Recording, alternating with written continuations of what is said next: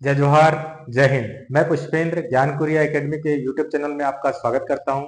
हम कर रहे हैं सीजीपीएससी 75 डे चैलेंज और आज करेंगे संविधान के भाग और इम्पोर्टेंट आर्टिकल। तो स्टार्ट करते हैं। पहला क्वेश्चन, भारतीय संविधान में प्रारंभ के समय मूल रूप में कितने भाग, अनुच्छेद और अनुसूची थी? तो स्टार्टिंग में कितने भाग थे? तो स्टार्टिंग में थे 22 भाग थे। तो 21 खत्म हो जाएगा, खत्म हो गया, 22 भाग थे।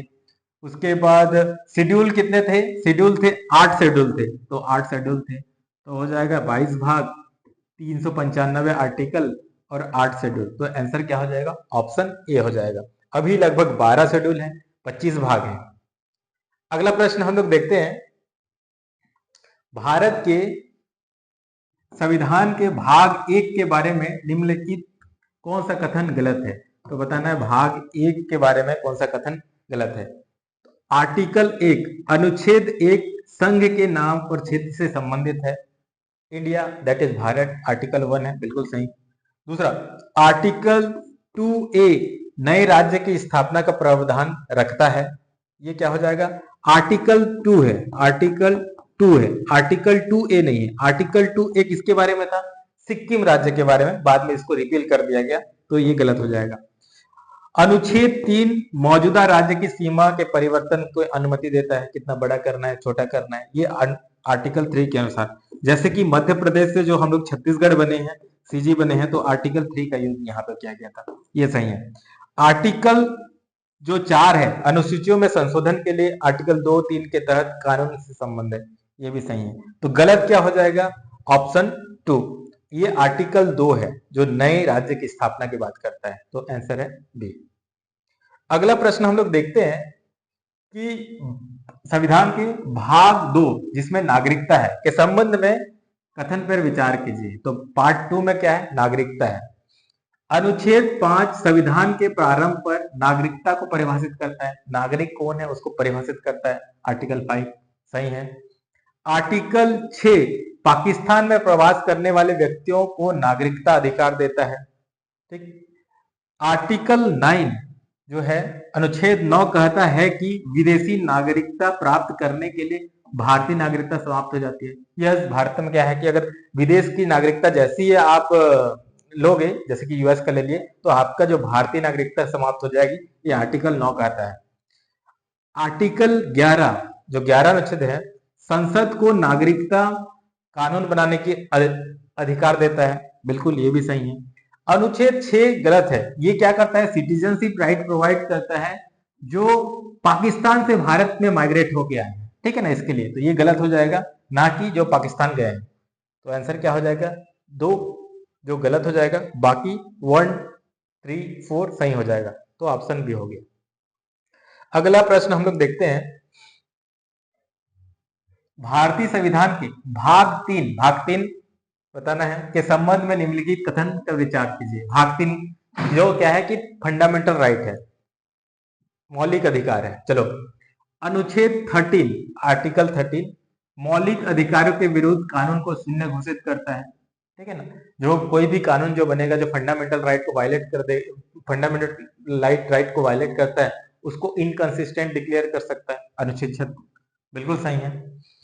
अनुच्छेद 31C क्या करता है? निर्देशात्मक सिद्धांत को लागू करने के लिए, जो राज्य के डीपीएसपी है उसको लागू करने के लिए करने वाले कानून को अनुच्छेद 14 और 19 के मौलिक अधिकारों पर प्राथमिकता देता है। बिल्कुल, कई जगह पे क्या होता है कि कुछ समुदाय है, कुछ कम्युनिटी है, उनको सोशल इकोनॉमिक स्टेटस ठीक करने के लिए क्या है कि जो आर्टिकल 14 और 19 को भी वायलेट ने उससे ऊपर रखता है, तो ये सही है बिल्कुल।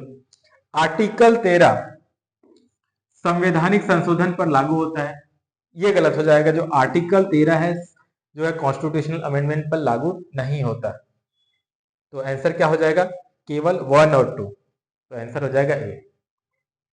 अगला प्रश्न है, ये है भाग 4 जो है, जिसको राज्य के नीति निर्देशक सिद्धांत बोलते हैं, डीपीएसपी बोलते हैं, directive principle of state policy बोलते हैं, के संबंध में निम्नलिखित में से कौन सा कथन सही है? कौन सा कथन सही है बताना है, ठीक। एक है अनुच्छेद 39A समान न्याय और निशुल्क कानून से सहायता को बढ़ाता है। यस, बाद में इसको हम लोग ऐड किया गया था। जो जैसे ही हम लोग का अनुच्छेद में जैसे कि अ या फिर ब जितना भी रहता है, अनुच्छेद ए मतलब क्या है कि बाद में इसको ऐड कर दिया गया अमेंडमेंट करके, ये सही है। आर्टिकल जो 43 ए है, सहकारी समिति को बढ़ावा देने के संबंध में, नहीं गलत है। आर्टिकल जो 43 ये है क्या है कि उद्योग के प्रबंधन में श्रमिकों की भागीदारी पर केंद्रित है। मतलब आर्टिकल 43 ए क्या है कि उद्योगों के प्रबंधन में श्रमिकों की भागीदारी पर केंद्रित है, बिल्कुल ये। और अनुच्छेद 43 बी जो है वो है सहकारी समिति को बढ़ावा देने के से संबंधित है, तो ये गलत हो जाएगा, एक्सचेंज हो गया ये और ये। चौथा, अनुच्छेद जो 48 ए है पर्यावरण की सुरक्षा और सुधार से संबंधित है, ये सही है। तो आपका जो आंसर क्या हो जाएगा, 1 और 4 हो जाएगा। अगला प्रश्न है, भारतीय संविधान के किस भाग में मूल कर्तव्य का उल्लेख है? तो बताना है कि कौन से भाग में मूल्य कर्तव्य का उल्लेख है। ठीक, तो अभी देखें, भाग 3 में आपका है फंडामेंटल राइट्स के बारे में है, मौलिक अधिकार के। भाग 4 में हम लोग ने देखा डीपीएसपी है, directive principle of state policy है, राज्य के नीति निर्देशक सिद्धांत है। ठीक है, तो भाग 4 ए में जो है वो क्या है, मूल कर्तव्य के बारे में, फंडामेंटल ड्यूटीज के बारे में लिखा गया है, जो कि 1976 के कॉन्स्टिट्यूशन अमेंडमेंट के बिल के हिसाब से बनाया जोड़ा गया है। तो आंसर क्या हो जाएगा, सी हो जाएगा। अगला प्रश्न हम लोग देखते हैं संविधान के, चलो संविधान के भाग 5 के तहत निम्न अध्याय और अनुसूची जो है आर्टिकल सही ढंग से मेल खाते हैं। कौन से सही ढंग से मेल खाते हैं यहाँ पे बताना है। जो चैप्टर 1 है कार्यपालिका के बारे में बताता है, जो अनुच्छेद 52 से 78 तक है, बिल्कुल सही है। दूसरा संसद के बारे में बताता है अध्याय, ठीक है, 79 टू 122 है, ये भी सही है। अनुच्छेद 123 में राष्ट्रपति की विधेयिका शक्ति के बारे में बताता है, ये भी सही है। और जो संघ न्यायपालिका के बारे में अनुच्छेद 124 से 147 तक है, ये भी सही है। तो क्या हो जाएगा, सभी के सभी क्या हो जाएगा, सही हो जाएगा, तो सी हो जाएगा। अगला प्रश्न है भारतीय संविधान के किस भाग और अनुच्छेद में नियंत्रक एवं महालेखा परीक्षक का उल्लेख है? कौन से भाग में controller and auditor general, CAG जिसको बोलते हैं, वो निहित है? तो कंट्रोलर एंड ऑडिटर जनरल जो कैग है वो है आर्टिकल 148 में है, ठीक है, 148 में है। और ये कौन सा है, एग्जीक्यूटिव का पार्ट हो जाएगा। एग्जीक्यूटिव का पार्ट है तो मतलब क्या होगी, पार्ट 5 में आ जाएगा। तो आंसर क्या हो जाएगा, ऑप्शन ए हो जाएगा। अगला प्रश्न है भारतीय संविधान के भाग 6 में के तहत निम्न में से कौन सा अनुच्छेद गलत रूप में मेल खाया है? कौन सा गलत रूप में मेल खाया है, ये बताना है। अनुच्छेद 153 से 167 तक कार्यपालिका का वर्णन है, ठीक है, स्टेट के कार्यपालिका। अनुच्छेद 168 से लेकर 212 तक राज्य के विधायिका का वर्णन है, ठीक है, बिल्कुल सही है। अनुच्छेद 214 से लेकर 232 तक उच्च न्यायालय के बारे में पता है, ये भी सही है। अनुच्छेद 240 से 243 तक राज्य का लोक सेवा आयोग है, लेकिन ये क्या है कि पार्ट 6 में नहीं आएगा, तो ये क्या हो जाएगा, गलत हो जाएगा। बाकी 1 2 3 सही हो जाएगा। तो आंसर क्या हो जाएगा, डी जो गलत है। अगला प्रश्न है भारतीय संविधान के भाग जो है आपका जो 8 है, जिसमें केंद्र शासित प्रदेश के संबंध में कौन सा कथन सही है बताना है। तो भाग 8 केंद्र शासित प्रदेश के बारे में जो बताता है, इसमें से कौन सा कथन सही है पहले बताना है।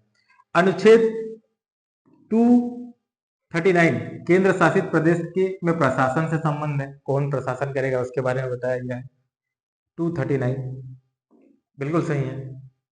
अनुच्छेद 239 ए जो कि बहुत ज्यादा न्यूज में भी रहता है, दिल्ली के लिए विशेष प्रावधान प्रदान करता है, स्पेशल प्रोविजन प्रोवाइड करता है दिल्ली के लिए, ये भी सही है। तीसरा, अनुच्छेद 240 राष्ट्रपति को सभी केंद्र शासित प्रदेश के लिए विनिमय बनाने का अधिकार है।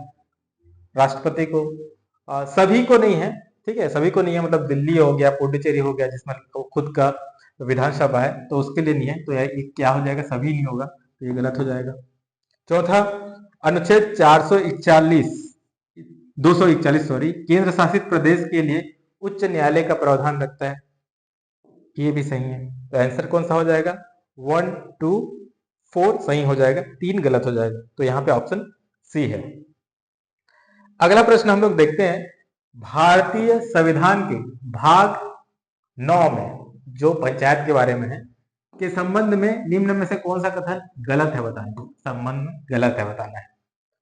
ठीक, पहला, अनुच्छेद 243 ए ग्राम सभा से संबंधित है, ग्राम सभा होगा, बिल्कुल सही है ये। अनुच्छेद 243 बी पंचायत के संरचना, ठीक है ना, संरचना का प्रावधान करता है, ये भी सही है। अनुच्छेद 243 सी ये रिजर्वेशन पंचायत में सीट का आरक्षण से संबंधित है, नहीं, ये गलत हो जाएगा, ये गठन के और कंपोजिशन के बारे में, गठन के बारे में, ठीक है ना, ग्राम पंचायत के, ये गलत हो जाएगा। आर्टिकल 243 डी क्या करता है, ये रिजर्वेशन के बारे में है, ठीक है ना, ये सही हो जाएगा। तो यहाँ पे कौन सा गलत है पूछा था, तो आपने क्या हो जाएगा, ऑप्शन सी गलत है। अगला प्रश्न है, पंचायत, ठीक है, जो संविधान में जो भाग 9 है पंचायत के संबंध में कौन सा कथन यहाँ पे गलत है बताना है, पंचायत के बारे में ही कौन सा कथन गलत है बताना है, क्योंकि अभी पंचायत का इलेक्शन का चुनाव है, तो मुझे इंपॉर्टेंट भी है। तो जो अनुच्छेद है 443 ई पंचायत की अवधि को कितना ड्यूरेशन तक पंचायत चलेगा वो बताएगा, बिल्कुल सही है। अनुच्छेद जो है 243 एफ पंचायत की शक्ति और जिम्मेदारी का प्रावधान करता है, पंचायत का शक्ति और जिम्मेदारी का प्रावधान करता है, ये एफ नहीं होगा, ये हो जाएगा आपका जी होगा, 243 जी होगा, पार्ले जी मतलब पावर, ये शक्ति और जिम्मेदारी का प्रावधान रखता है, यानी कि ये गलत हो जाएगा। आर्टिकल 243 एच पंचायत का जो टैक्स के बारे में बताता है, ये सही हो जाएगा। आर्टिकल 243 आई पंचायत की वित्तीय स्थिति की समीक्षा करने के लिए वित्त आयोग का प्रावधान करता है, ये भी सही हो जाएगा। यहाँ पे कौन सा गलत हो जाएगा, ऑप्शन बी गलत हो जाएगा। अगला प्रश्न में देखते हैं, भारतीय संविधान का अनुच्छेद 243 जेड डी निम्न में से किससे संबंधित है, ठीक है, क्वेश्चन बहुत ज्यादा कठिन टाइप का लग रहा है। 243 जेड डी अगर नहीं पता है तो बस क्या कि सिंपल से सोचना है, ग्राम सभा के बारे में बताता है, ग्राम सभा में हम लोग ने देखे 243 जस्ट ए के आसपास था, ठीक है। उसके बाद पंचायत की स्थापना, ये भी क्या है कि 243 के जो है ओ तक है, पंचायत क्या है 243 ओ तक है, ओ के बाद जितना भी है वो क्या हो जाएगा, म्युनिसिपल कॉर्पोरेशन में आ जाएगा। ये पंचायत की बात कर रहा है, ये भी नहीं हो जाएगा, ये भी नहीं होगा, कोई म्युनिसिपल का बात होगा। पंचायत में रिजर्वेशन की सीट बोल रहा है, ये भी नहीं होगा, तो क्या होगा, ये होगा कमिटमेंट फॉर डिस्ट्रिक्ट प्लानिंग, क्या है म्युनिसिपल कॉर्पोरेशन की बात कर रहा है, अर्बन बॉडी की बात कर रहा है, तो कई बार ऐसे एलिमिनेशन करके भी आप क्वेश्चन निकाल सकते हैं, ठीक है। तो आंसर क्या हो जाएगा, सी हो जाएगा। अगला प्रश्न हम लोग देखते हैं, भारतीय संविधान के किस भाग और अनुच्छेद में सहकारी समितियों का उल्लेख है, तो सहकारी समिति के लिए कौन सा आर्टिकल और भाग है, ठीक, भाग 8 239 से 242। अभी देखें 239 ये दिल्ली का है, यानी कि ये यूटी के बारे में, ये गलत हो जाएगा। भाग जो 9 है वो अभी देखें पंचायत के बारे में है, ठीक है, ये। उसके बाद 243 पी से जेड जी तक जो आपका हो जाएगा, आपका ये भी पंचायत म्युनिसिपल के बारे में हो जाएगा, अर्बन बॉडी। तो आंसर क्या हो जाएगा, ये हो जाएगा जो 9B पार्ट, ठीक है। और अनुच्छेद 243 जेड एड से लेके 243 ZT तक, ये जो है आपका क्या हो जाएगा, ये सहकारी समिति के बारे में बता रहा है। अगला प्रश्न हम लोग देखते हैं, भारतीय संविधान के भाग 10 के संबंध में निम्नलिखित कौन सा कथन सही है। ठीक है ना, भाग 10 के बारे में बताना है और उसमें से कौन सा कथन सही है बताना है। अनुच्छेद 244 अनुसूचित क्षेत्रों और जनजाति क्षेत्रों के प्रशासन से संबंधित है। ठीक, आगे बढ़ते हैं। अनुच्छेद 244A, ठीक है, असम के जनजाति क्षेत्रों के लिए एक जो है ऑटोनोमस स्टेट काउंसिल की बात करता है। ठीक है, ये भी सही है।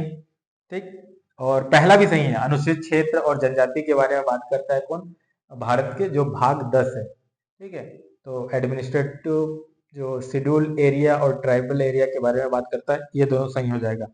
जनजाति क्षेत्र में पंचायती राज्य के बारे में बात करता है 244A, जनजाति क्षेत्र में पंचायती राज्य की, ये गलत हो जाएगा। तो आंसर क्या हो जाएगा, ए और बी दोनों के दोनों, तो ऑप्शन हो गया डी हो गया।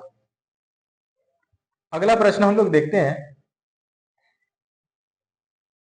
भारतीय संविधान के भाग जो 11 है, निम्नलिखित में से कौन सा अनुच्छेद शामिल है, कौन सा अनुच्छेद शामिल है 11 के बारे में। ठीक है ना, कौन सा पेयर सही है आपको बताना है।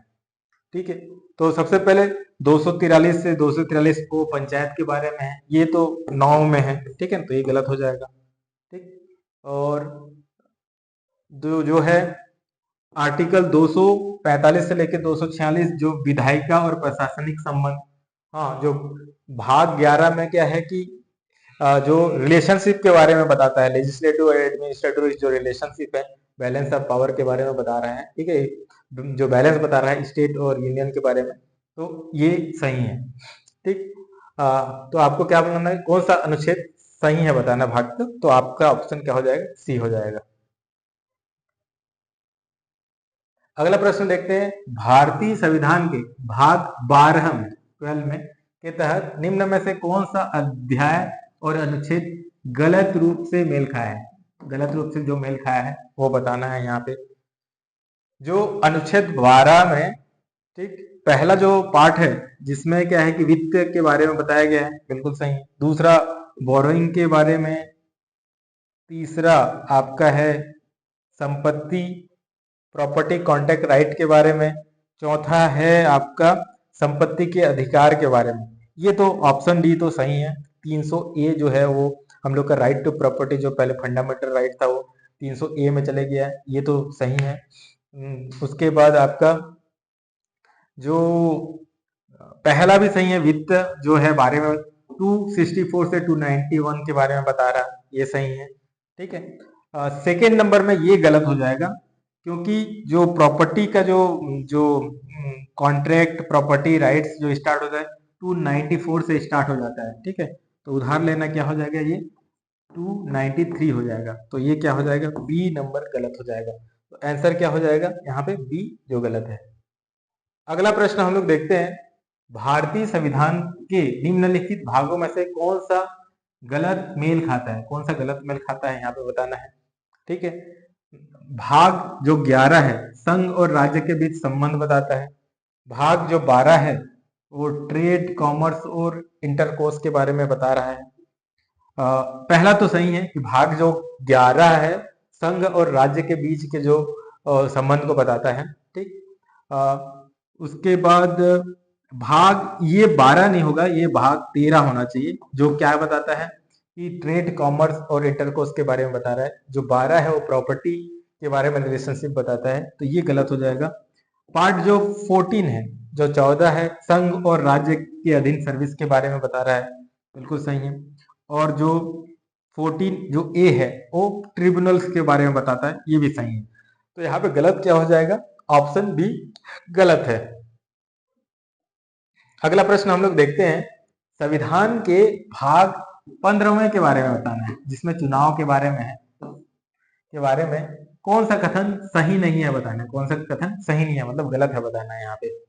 ठीक, तो अनुच्छेद 324 में चुनाव आयोग के नियंत्रण का प्रावधान है, बिल्कुल अनुच्छेद 324 में चुनाव आयोग के बारे में है। ठीक, दूसरा अनुच्छेद 326 में जो यूनिवर्सल वयस्क मताधिकार के आधार पर चुनाव स्थापित करता है। बिल्कुल यूनिवर्सल जो एडल्ट जो है वो आर्टिकल 326 में है।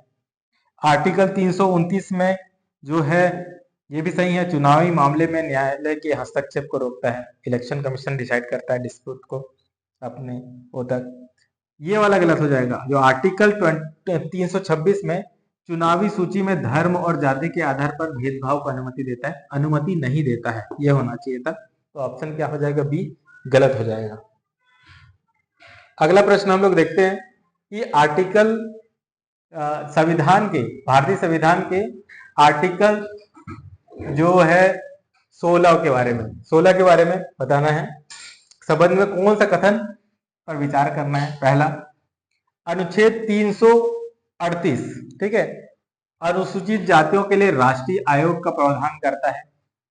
ठीक, अनुच्छेद 338 ए अनुसूचित जनजातियों के लिए आयोग से संबंध है। ठीक है, अनुच्छेद 338 बी पिछड़े वर्ग के लिए राष्ट्रीय आयोग से संबंध है। ठीक, तो ये भी सही है, बिल्कुल पहला सही है। जो आर्टिकल 338 जो है अनुसूचित जाति के लिए आयोग की बात करता है। 338 ए एसटी जो है अनुसूचित जनजाति के लिए आयोग की बात करता है, और 338 बी जो है आपका पिछड़े वर्ग के आयोग के लिए बात करता है। ठीक है, उसके बाद अनुच्छेद 339 संसद को अनुसूचित जातियों की स्थिति के जांच के लिए एक आयोग नियुक्त करने की अनुमति देता है। शेड्यूल कास्ट के लिए नहीं, ये शेड्यूल कास्ट नहीं होगा, अनुसूचित जाति नहीं होगा, अनुसूचित जनजाति के लिए होगा। तो ये गलत हो जाएगा, ऑप्शन 4 गलत हो जाएगा। तो आंसर क्या हो जाएगा? 1 2 3, ऑप्शन बी हो जाएगा। अगला प्रश्न हम लोग देखते हैं, अनुच्छेद 340, 341, 342, 342 ए के संबंध में कौन सा कथन गलत है बताना है। इसमें से कौन सा कथन गलत है बताना है। ठीक है, कौन सा एक कथन गलत है? अनुच्छेद 340 पिछड़े वर्ग की स्थिति के जांच के लिए आयोग नियुक्त करने का प्रावधान देता है, ये बिल्कुल सही है। अनुच्छेद 341, ठीक है ना, 341 अनुसूचित जनजाति से संबंध है। 341 अनुसूचित जनजाति से संबंध है, ये गलत हो जाएगा। 341 क्या है? 342 है। अनुसूचित जनजाति के लिए जो संबंध है वो 342 है। ये है शेड्यूल्ड ट्राइब के लिए है, ये शेड्यूल्ड कास्ट के लिए, अनुसूचित जाति के लिए है। तो ये गलत हो जाएगा। ठीक है, तो अनुच्छेद 342 ए सामाजिक और शैक्षणिक रूप से पिछड़े वर्ग के लिए संबंध है, ये भी सही है। तो ऑप्शन क्या है? बी क्या हो जाएगा? यहाँ पे गलत हो जाएगा। अगला प्रश्न हम लोग देखते हैं कि भारतीय संविधान के भाग जो है 17 के तहत निम्नलिखित में से कौन सा अनुच्छेद सही रूप से मेल खाया है? सही रूप से कौन मेल खाया है ये बताना है। ठीक, जो है पहला जो है article 343 official language of union है। हाँ बिल्कुल, ये तो सही है। 343 जो है संघ के आधिकारिक भाषा के संबंध में है, ये बिल्कुल सही है। ठीक है, ये सही है। अगला प्रश्न हम लोग देखते हैं, भारतीय संविधान के किस भाग और अनुच्छेद में आपातकाल का प्रावधान का उल्लेख है? कौन से पार्ट में इमरजेंसी का प्रोविजन है? तो इमरजेंसी आपको पता होगा 352 से 360 तक है। ठीक है ना, तो यहाँ पे 352 से 360 कहीं दिख रहा है क्या? हाँ, 352 से 360 तक इमरजेंसी का प्रोविजन है। और वो कौन से नंबर पे भाग में है? हमारे संविधान के 18th नंबर के भाग में है।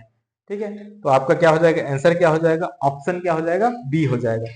अगला प्रश्न हम लोग देखते हैं, जो भाग 21 है संविधान के भाग 21 के संबंध में निम्नलिखित में से कौन सा कथन गलत है बताना है। कौन सा कथन गलत है बताना है भाग 21 के बारे में।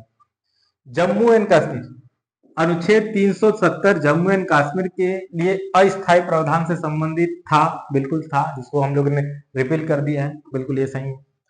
आर्टिकल 371 महाराष्ट्र और गुजरात के लिए विशेष प्रावधान करता है, ये भी सही है। आर्टिकल 371 ए मणिपुर के लिए विशेष प्रावधान करता है, मणिपुर नहीं हो जाएगा, ये गलत हो जाएगा। ये नागालैंड के लिए करता है। कौन सा? नागालैंड के लिए करता है। नागालैंड के लिए करता है, तो एक सी गलत हो जाएगा। आर्टिकल 371 बी असम के लिए विशेष प्रावधान करता है, स्पेशल प्रोविजन, ये भी सही है। तो यहाँ पे गलत क्या हो जाएगा, ऑप्शन सी गलत हो जाएगा। अगला प्रश्न हम लोग देखते हैं, अंतिम प्रश्न है, भारतीय संविधान का अंतिम भाग निम्न में से कौन सा है? तो भारतीय संविधान का अंतिम भाग कौन सा है? ठीक है, जो है 20वां भाग है, जो क्या बताता है, संविधान का संशोधन के बारे में बता रहा है। हाँ बिल्कुल सही है, आर्टिकल 368, लेकिन ये अंतिम नहीं है। ठीक है, ये है आपका 21वां अस्थाई जो ट्रांजिशन और स्पेशल प्रोविजन है। ठीक है, उसके बाद है 23वां आपका यहाँ पे शॉर्ट टाइटल कमेंसमेंट और ऑथोरिटेटिव टैक्स, और आपका यहाँ पे मिसलेनियस डे। तो आपका जो यहाँ पे जो लास्ट जो हम लोग का संविधान का है वो है ऑप्शन सी है, जो शॉर्ट टाइटल कमेंसमेंट और ऑथोरिटी टैक्स के बारे में जो बताते हैं। तो इस तरह से हम लोग ने कंप्लीट किया 25 क्वेश्चन, जिसमें हमने कॉन्स्टिट्यूशन के बारे में पढ़ा और कॉन्स्टिट्यूशन के इंपॉर्टेंट आर्टिकल भी साथ में देख लिया, अलग अलग कौन कौन से पार्ट होते हैं वो देख लिया। अगर कंटेंट आपको अच्छा लगा हो तो लाइक करिएगा, अगर सब्सक्राइब नहीं किए हैं तो सब्सक्राइब कीजिएगा और अपने दोस्तों को शेयर करिएगा। और पीडीएफ के लिए आप टेलीग्राम चैनल में से डाउनलोड कर सकते हैं। थैंक यू, जय हिंद।